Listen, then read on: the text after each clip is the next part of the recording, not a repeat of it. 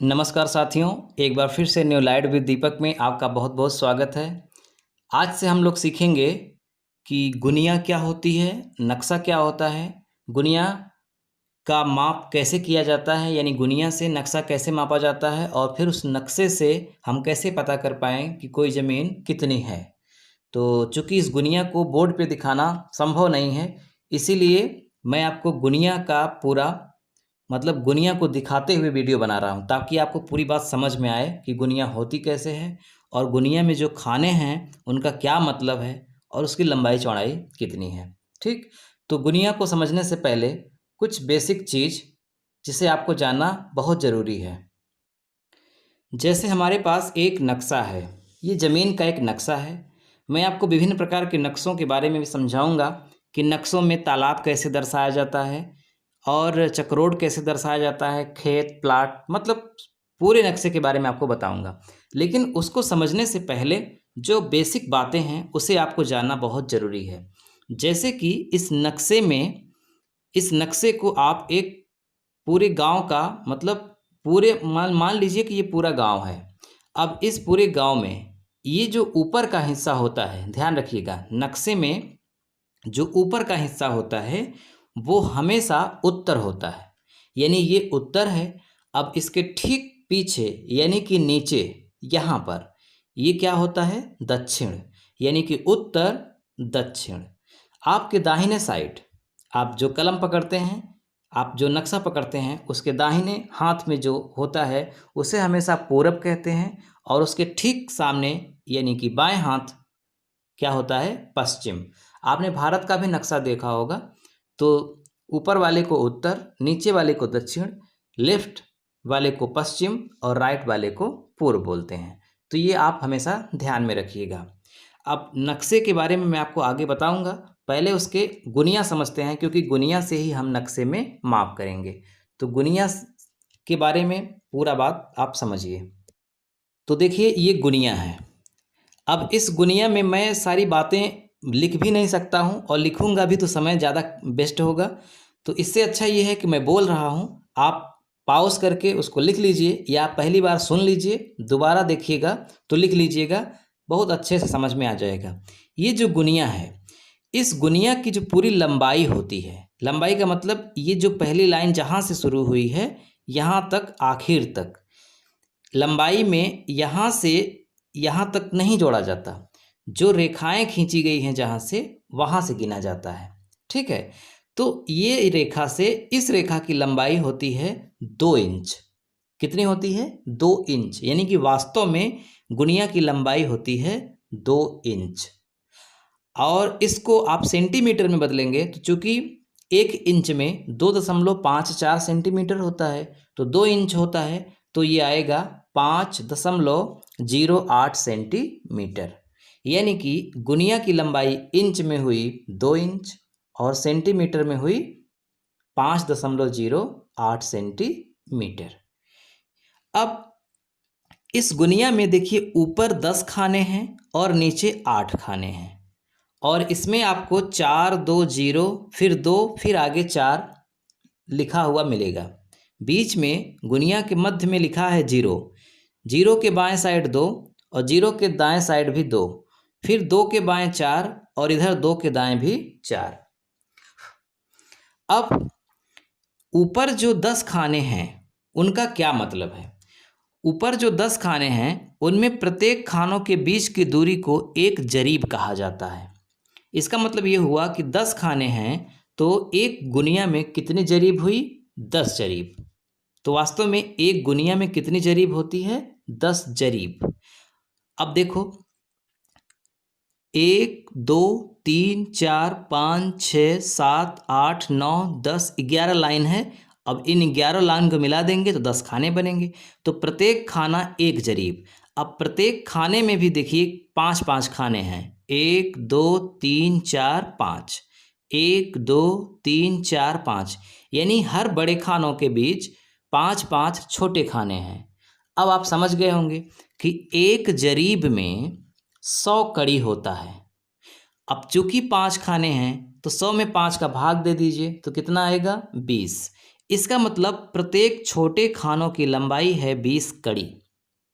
तो आपने क्या समझा कि दो बड़े खानों के बीच, मतलब दो बड़ी लाइनों के बीच जो एक खाना है, प्रत्येक खाने की लंबाई 1 जरीब, और 1 जरीब का मतलब होता है 22 गज। 22 गज का मतलब होता है 66 फुट, है ना। अब पूरा 10 कर देंगे तो 660 फुट, यानी कि एक गुनिया की माप 660 फुट की होती है। वैसे रियल में 2 इंच है, लेकिन वास्तव में इसको जब नाप करके खेत का हिसाब लगाते हैं तो ये एक गुनिया का मतलब 660 फुट होता है। तो एक खाना 1 जरीब है, इसका मतलब 66 फुट, और 5 खाने हैं तो प्रत्येक खाना 22 कड़ी का है। तो ये हो गई ऊपर की बात। अब आते हैं नीचे। नीचे 8 खाने हैं, देखो 1 2 3 4 5 6 7 8, नीचे 8 खाने हैं। लंबाई तो उतनी ही होगी, है ना, 660 फुट या फिर 2 इंच वास्तव में। लेकिन इसमें जो 8 खाने हैं, अब इन 8 खानों को हम जरीब से नहीं कैलकुलेट करते, ठीक है। अब उत्तर प्रदेश भूलेख के अनुसार नीचे वाले को लट्ठा मानते हैं, और एक लट्ठे की माप होती है 99 इंच। हालांकि हर जगह नहीं होता, ज़िले बाई ज़िले मतलब कम ज़्यादा भी होता है, कहीं कम कहीं ज़्यादा, कहीं 79 इंच का लट्ठा है, कहीं 94 इंच का, कहीं 99। तो इसमें जो गुनिया में जो लट्ठे की माप बताई गई है वो 99 इंच है। और प्रत्येक खाने में, बात समझिएगा, प्रत्येक खाने में यानी कि जो नीचे वाले खाना है उसमें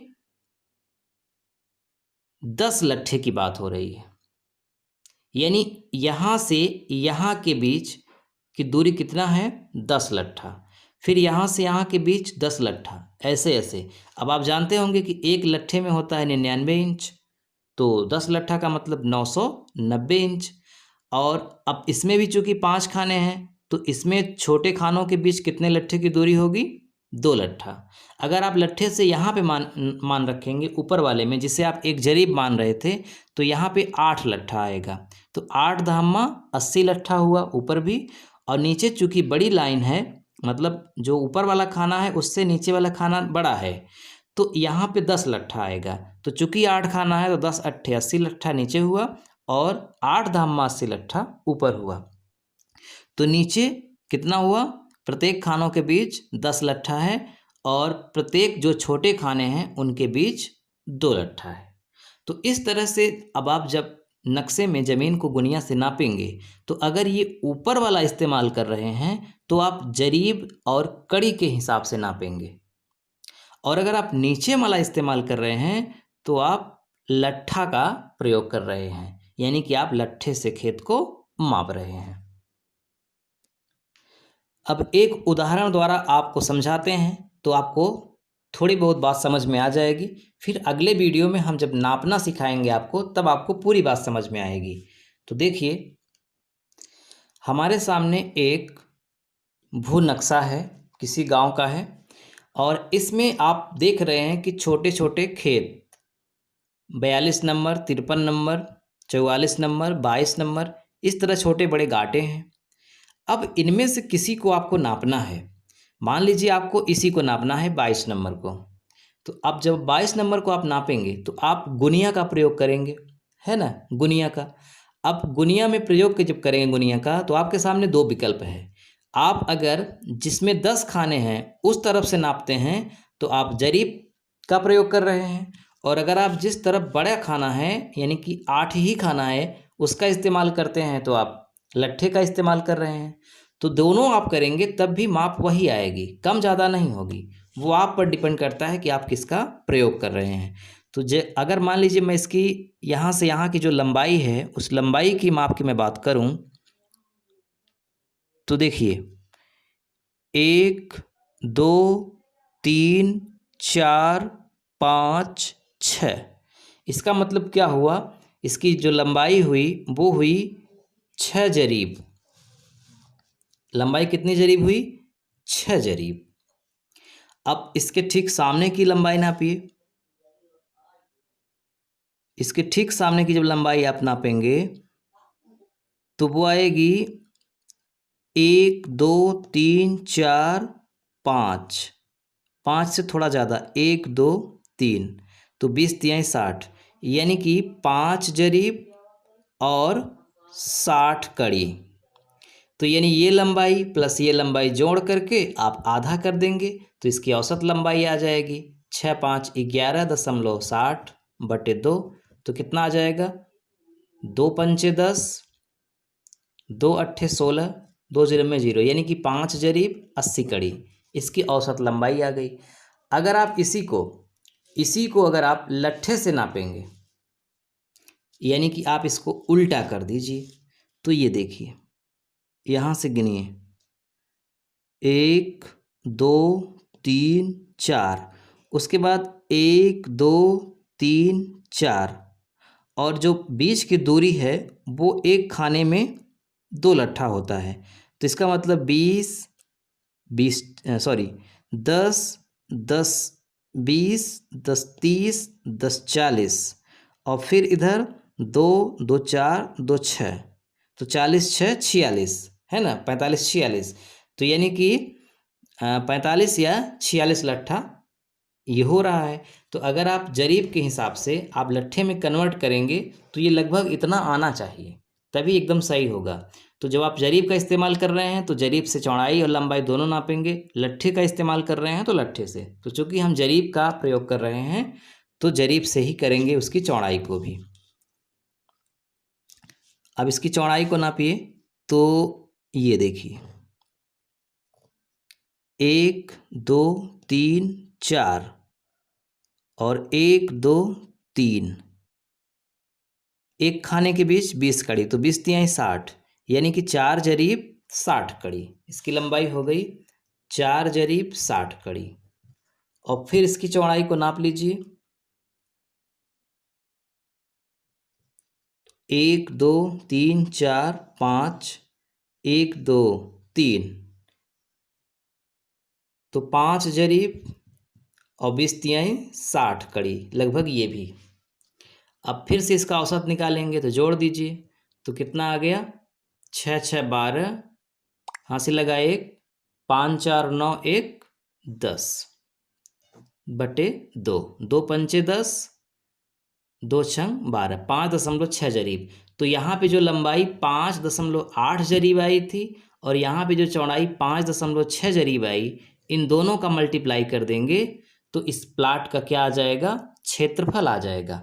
और जब क्षेत्रफल आ जाएगा तो फिर आप समझ गए कि हमने वीडियो भी बनाया है कि जरीब से खेत को कैसे नापें। तो जब क्षेत्रफल जरीब में आ गया तो आप जानते हैं कि 10 वर्ग जरीब को 1 एकड़ बोलते हैं, तो उसी के आधार पे आप कर लेंगे।